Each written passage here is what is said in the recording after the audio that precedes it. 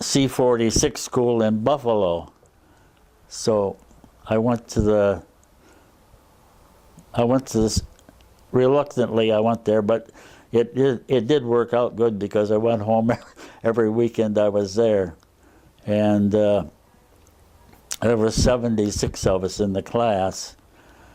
And of the 76, we all expected to go to India. Right. And fly the hump. The B-26 had the submersible fuel pump. It was submersed in the tank. All cars today have the submersible pumps. Right, right. And but this was a new thing, and somehow it would short out, and the planes would blow up. So a lot of us didn't want to fly on it. Two of the 76 went to Europe, and I was one of the two. So, and 12 of my classmates, their plane did blow up outside of Cairo, and they were all killed. We used to go to Munich to pick up mail for them and things like that. Then the 21st of December, they had a recess of the trials. Right.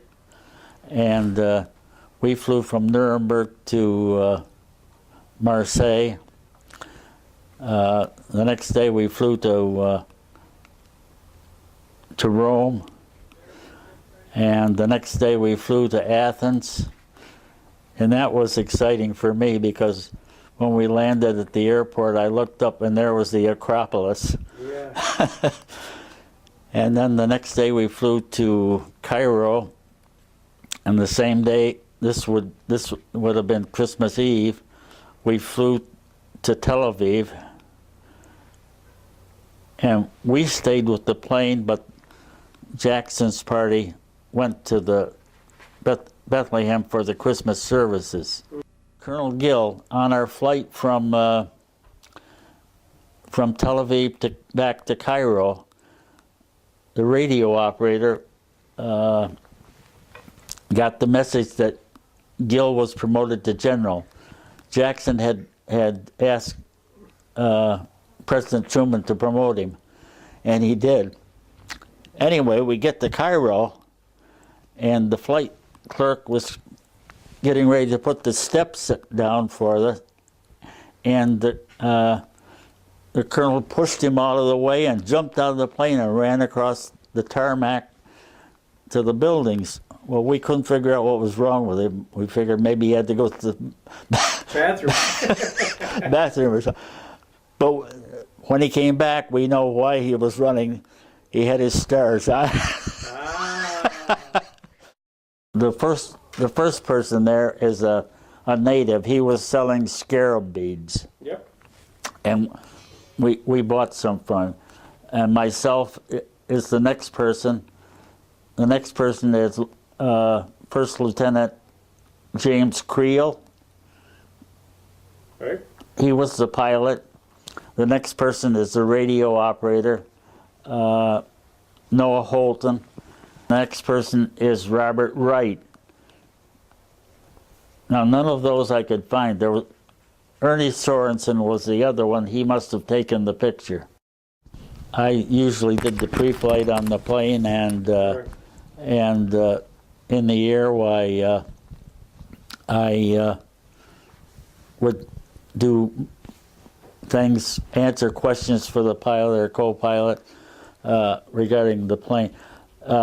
When we left Egypt, we were flying about 10,000 feet. We were over Libya, and I was back sitting at the navigator's desk, and the pilots hollered to me, "Hey, something's wrong.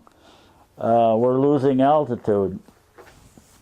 Anyway, I went up and I looked out, and the plane was coated, every bit of it, with about a 1/4 inch of ice. Wow. Well, the first thing I did was close the carburetor intake chute, and I closed the left one, I closed the right one, and a big chunk of ice broke off and went into the engine. Well, that engine really exploded, and black smoke poured out of it,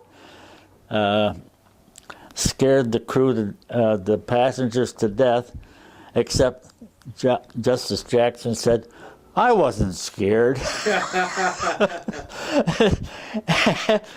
And that's the only thing I really remember of Justice Jackson saying and all that. We roomed together in Cairns, I think it was.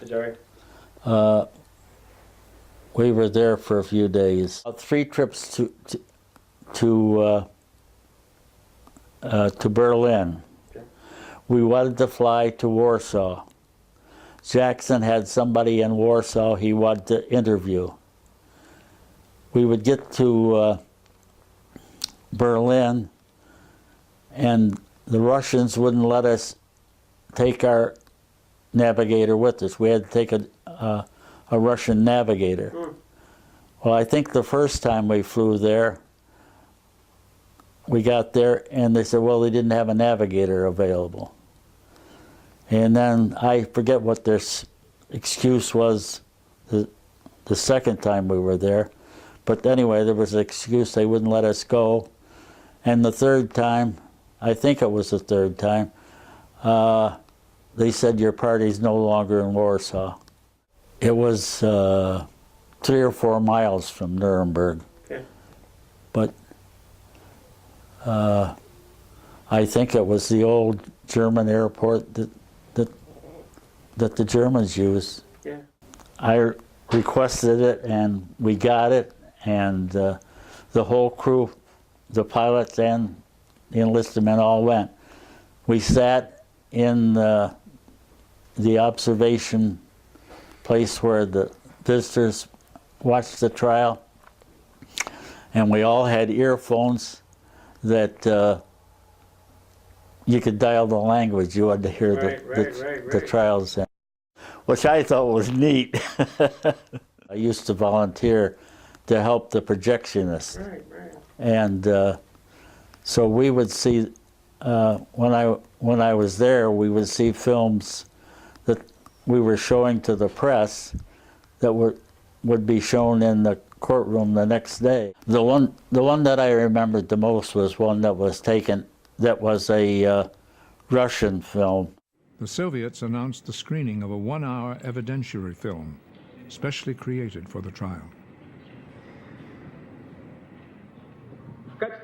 As a last proof, I submit to the tribunal the script and the sworn affidavit of the persons who assembled and made this documentary film.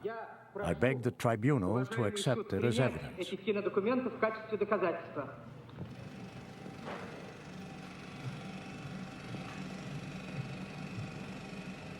The burning of the books in the libraries, that was terrible. They would take all these books, manuscripts, and just pile them high and burn them. We'd been to Paris, and headed back to Nuremberg. Well, we hit a fog bank. We were headed right into the side of a mountain. And I don't know how he missed the mountain. He stood that plane right on its tail almost. And then we went back to Schweinfurt and landed. They provided us with transportation back to Nuremberg. That was with Jackson? Jackson was there. I'm not sure he was so impressed with it as I was. I was absolutely horrified. It was an assignment, but I had that this was history being made, yes. Mm-hmm. Yeah, I thought he was terrific. Yeah. Yep. Yeah. I really liked him, and I was proud of the fact that we were his crew. Yeah.